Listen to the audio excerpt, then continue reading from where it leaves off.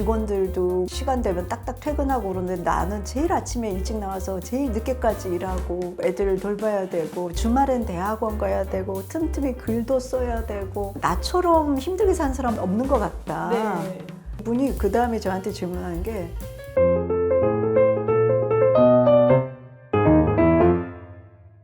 한국의 대표 경영 코치님이다라고 말씀을 드려도 될 것 같아요. 지금까지 1000명 이상의 전문 코치들을 양성을 하고 지금도 많이 훈련을 하고 계시는 걸로 알고 있는데 오늘 이렇게 많은 분들의 이 전문가의 또 전문가인 코치님으로 활동하시는 고현숙 교수님을 모셨습니다. 네. 감사합니다. 제가 이렇게 소개는 드렸는데 네. 교수님의 간단한 소개, 자기소개 네. 좀 해주세요. 저는 현재 국민대학교 경영대학의 교수로 있고요. 또 코칭경영원의 대표 코치로 있는데 주로 이제 많이 하는 일이 이제 코칭이기 때문에 또 한국에서 이제 코칭이라는 거를 도입하고 이제 좀 설립하고 발전시켜온 코칭 1세대라고 할 수 있습니다. 그리고 리더십 전공인데 리더십과 코칭에 대해서 책도 여러 권 썼고요. 이제 우리나라 기업의 임원들, 리더들이 네. 많잖아요. 네. CEO들도 계시고. 근데 그분들에 대한 코칭을 주로 담당하고 있어요. 그래서 이제 코칭은 사람들이 이제 코칭 그러면 그들에게 뭘 가르치나 이렇게 생각하시기 맞아요. 쉬운데 그분들도 다 어떻게 보면 자기한테 중요한 일에 대해서 생각해보고 이렇게 집중하면서 생각하는 파트너가 돼준다 그럴까요? 그런 네. 일입니다. 그래서 그거를 한 20년째 20년째. 네네 해왔고요. 그렇게 하게 된 지금 교수님께서 하시는 그 일을 하게 된 계기가 있을까요? 리더십 센터라고 한국 리더십 센터라는 리더십 교육기관에서 일을 했었어요. 네. 그때만 해도 코칭이 굉장히 이제 새로운 분야라서 잘 아는 사람들이 없고 그랬는데 미국에서 네. 그 HRD 컨퍼런스에 갔다가 네. 코칭 세션이라는 게 있어서 제가 들어가 본 거예요.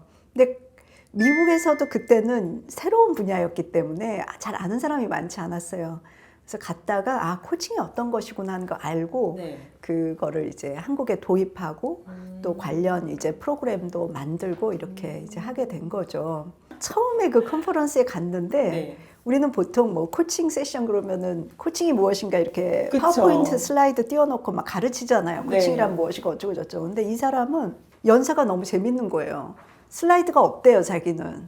그러면서 단지 자원자가 한 명 필요하다. 네. 나랑 같이 앞에 무대에 나와줄 사람 없느냐. 그런데 이제 미국 사람들은 그런 거 손 잘 들잖아요. 그쵸. 한 명이 손을 들었어요. 그래서 나오게 하더니 이렇게 의자가 2개 놓여 있고 이제 이 강사님이 그 나온 사람한테 요새 고민이 뭐가 있냐 이런 식으로 물어본 거예요. 근데 이 사람이 자기가 이직한 지 얼마 안 됐는데 생각보다 그 회사에 적응하기 힘들고 이직 잘못했나 뭐 이런 생각이 든다고 막 그런 얘기를 하는데 이 강사님이 처음에는 굉장히 이렇게 충고를 한다고 그럴까? 막 당신은 그렇게 해서는 안 되고 이렇게 해야 되고 저렇게 해야 되고 막 그러는 거예요. 그러니까 약간 혼내는 것처럼 느껴지고 그러니까 이 사람이 말하면서 점점 머리가 이렇게 숙여지더라고요. 근데 그렇게 대화를 몇 분간 하더니 강사님이 갑자기 잠깐만 기다리라고 하더니 무대 뒤로 혼자 나가버리는 거예요.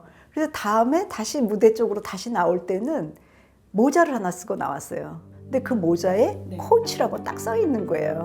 COACH. 그래서 그 모자를 딱 쓰고 나와서 제가 이번에는 코치로서 당신하고 얘기하고 싶다. 그러면서 이렇게 물어보는 거예요. 당신 아까 들어보니까 직장 경력이 19년 있다고 했는데 그럼 19년의 지혜가 당신한테 있지 않느냐. 그 19년의 지혜를 돌아본다면 새로 이직했을 때에 당신이 어떻게 하는 게 가장 좋다고 생각하냐. 또 이 회사에서 어떤 모습이 되는 거를 원하냐. 상사로부터 어떤 얘기를 듣고 싶냐. 이런 것들을 주로 질문을 하고 이 사람이 이제 신나서 대답을 하더라고요. 그러더니 결과적으로 그 대화가 어떻게 끝났냐면은 이 나온 사람이 뭐라 그런지 아세요? 자기가 뭐 먼저 다가가서 사람들한테 커피도 사고 막 이래야 되겠다고 하더니 자기 빨리 회사에 가고 싶대요. 가서 그거 빨리 해보고 싶다고. 그러니까 완전히 그 전환도 되고 모두도 완전 달라진 거예요. 그전에는 막 고개 수그리고 혼나는 사람 같이 있던 사람이 눈이 반짝반짝 하면서 뭐 아이디어도 내고.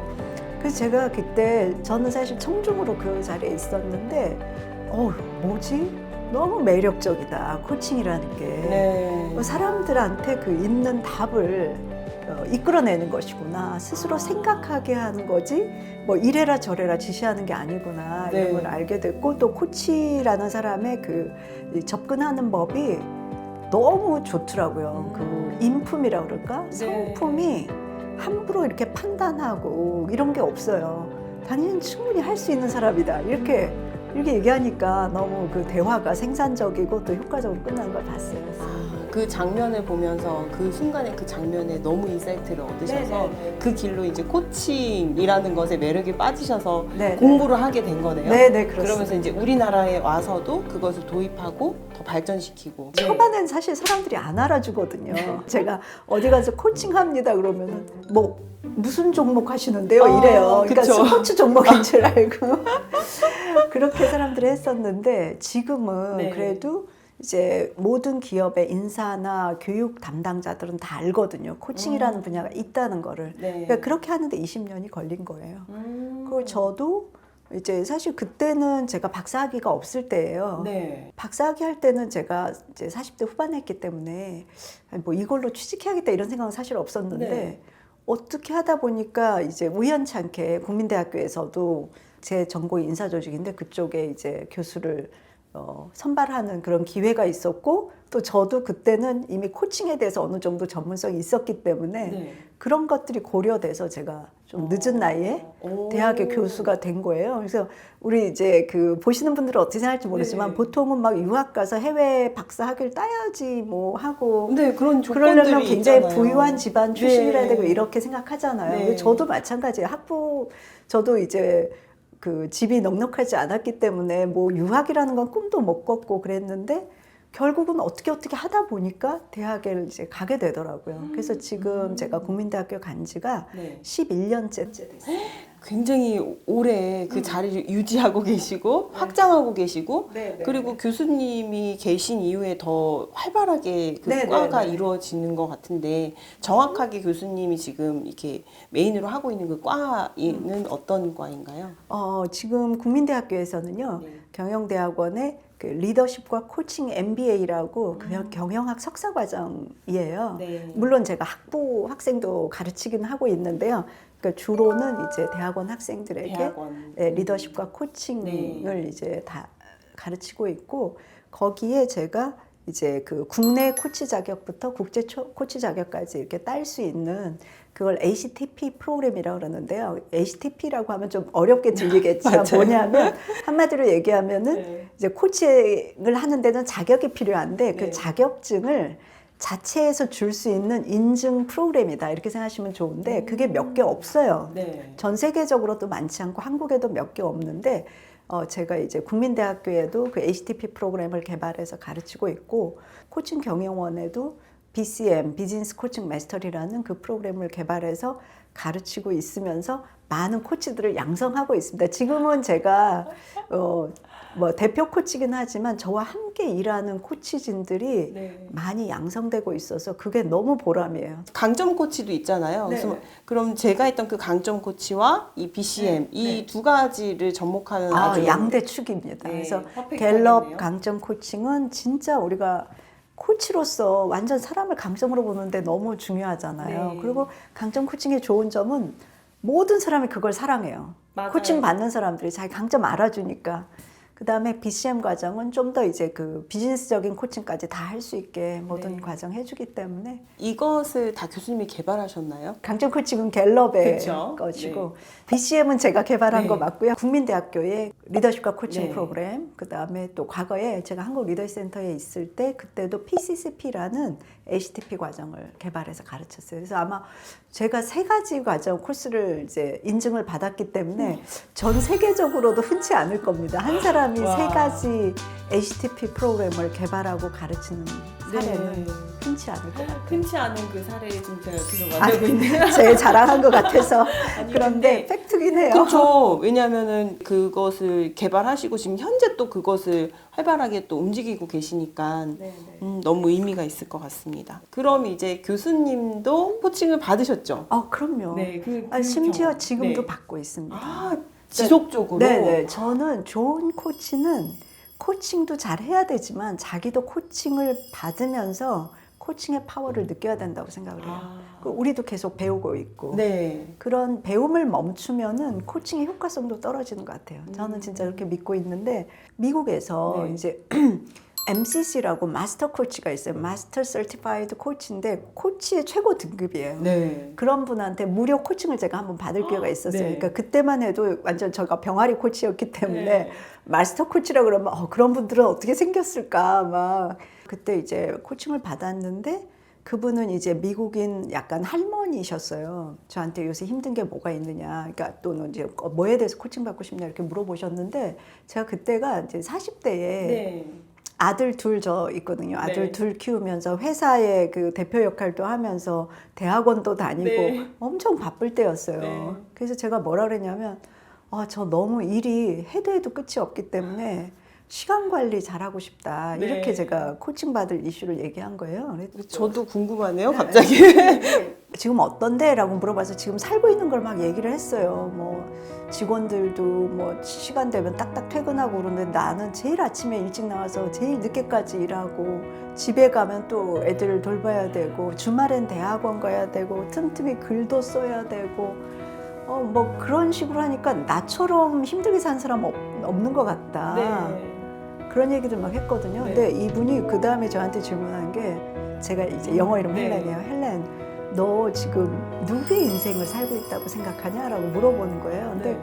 그 질문을 딱 받았을 때 갑자기 딱 자각이 오는 거예요. 뭐 누구 인생은 누구 인생, 제 인생 사는 건데 마치 누가 시켜서 그 일을 하는 것 같이 내가 굉장히 억울한 마음을 가지고 살고 있구나. 막 직원들도 속으로 원망하고 남편도 원망스럽고 막 나처럼 진짜 힘든 사람 없다 이런 식으로 생각을 했었는데 따져보면 사실 다 제가 선택한 것들이고 네. 뭐 엄마가 됐다는 거 외에도 뭐 모든 거 다 그만두려면 들 수도 있는 일들인데 그걸 하면서 제가 그랬구나 하는 생각이 들어서 내가 좀 희생된 마음을 좀 내려놔야겠다 이런 얘기를 제가 하고 그랬어요. 네. 근데 이 코치님이 그 다음에 뭐라 그러냐면 너가 아까 이제 시간 관리를 잘하고 싶다 그랬는데 네. 당신이 생각하는 가장 살고 싶은 이상적인 일주일이 어떤 거냐 네. 그걸 말해달라고 하더라고요. 네. 그래서 제가 이제 신나게 얘기했어요. 아침에 몇 시에 일어나서 아침 식사는 어떻게 하고 뭐 언제 퇴근해서 저녁엔 뭐 하고 아이들과 시간 어떻게 보내고 주말은 어떻게 하고 공부는 언제 하고 막 일주일이 이러면 가장 이상적일 것 같다. 그랬더니 이분이 잘 들어주더니 네. 너가 뭐에 이렇게 가치를 두는 사람인지 알겠다 이러면서 네. 굉장히 인정을 해주더라고요. 그런 다음에 네. 진짜 결정적인 질문 뭐냐면 당신 이제 며칠 뒤에 서울로 비행기 타고 돌아가야 되는데 방금 말한 그런 이상적인 일주일이 네. 당신 생활에서 진짜 일어나려면은 뭐를 바꿔야 되냐 물어보는 거예요. 근데 저는 사실 깜짝 놀랐어요. 왜냐하면 답이 없다고 생각했었거든요. 네. 누구든지 그 상황이 되면 저처럼 살 수밖에 없다고 생각했는데 그 질문을 받으니까 답이 생각이 나는 거예요. 하나는 네. 제가 그때 머니투데이라는 신문에 칼럼을 쓰고 있어요. 기명 칼럼을. 네. 그걸 중단해야겠다는 생각이 딱 드는 거예요. 그게 그렇게나 부담이 되고 매주 쓰는 거니 그런데 그것만 줄여도 내가 시간을 쓸 수 있겠다는 생각이 들어서 제가 그 얘기를 했고 또 하나는 좀 개인적인 거지만 제가 내 몸을 좀 먼저 너무 지치니까 돌봐야겠다. 그래서 네. 난생 처음 제가 제 돈 들여서 마사지 샵을 가가지고 전신 마사지를 받았어요. 근데 그것도 방법이네요. 그 두 가지를 하고 나니까 마음도 좀 풀리고 또 이렇게 좀 여유가 있다고 그럴까요? 그래서 그렇게 쫓기는 마음에서 좀 벗어나서 네. 좀 좋았어요. 그러니까 저한테 답이 있어요, 진짜. 만약에 그분이 저한테 그래 시간 관리 안 돼? 당신 뭐 통근 시간 어떻게 됩니까? 어떻게 줄여보세요. 베이비 시터 어떻게 쓰고 계십니까? 어떻게 하세요라고 이런 식으로 했으면 제가 그건 이래서 안 되고요. 그건 해봤는데 이랬고 이런 식으로 변명을 했을 거예요. 근데 저한테 답이 있다고 믿고 얘기를 하니까 제가 저도 모르는 답이 이끌어내지더라고요. 그게 되게 코칭에 기억 남는 거였어요. 지금 근데 이 경험 나눠주시는 게 이제 딱 제 나이 때 진짜 고민할 만한 그리고 얘기잖아요. 처음에 저도 했던 일이 있었고 그 일에서 딱 그거 느꼈거든요. 똑같은 그 과정들 내가 피해자처럼 살고 있구나. 그걸 느꼈고 그걸 내려놓고 이제 선택하는 삶을 저는 이제 선택을 했어요. 근데 그 과정이 너무 똑같았는데 그 다음에 또 고민이 됐던 게 방금 말씀하신 것처럼 너무 역할이 많은 거예요. 내가 이 많은 역할들 중에 나는 왜 이렇게 또 살고 있지, 시간 관리 어떻게 하지 고민이 됐는데, 그것도 맞는 말씀이에요. 내가 여기서 선택할 수 있는 것들이 네. 분명히 있고 나한테 답이 있다. 네. 그리고 내가 원하는 일주일의 삶을 구체적으로 생각해 보는 것도 필요하겠네요. 네, 네. 그거. 원하는 일주일, 네. 또 원하는 재정 상태 이런 네. 것들을 같이 코치랑 얘기하면서 하니까 칼럼 쓰는 것도 그때 그만두지 못하는 이유가 계속 이거 그만두면 안 들어오면 어떡하지 이런 거 있잖아요. 근데 아니야, 지금은 여기에 집중하고 다음에 책을 써야겠어 이런 식으로 정리하는 데 너무 도움이 됐어요. 그러니까 성과가 높아지죠. 오히려 네, 덜 내가 하는 허덕이니까. 일에 네, 네. 너무 좋은 방법이에요.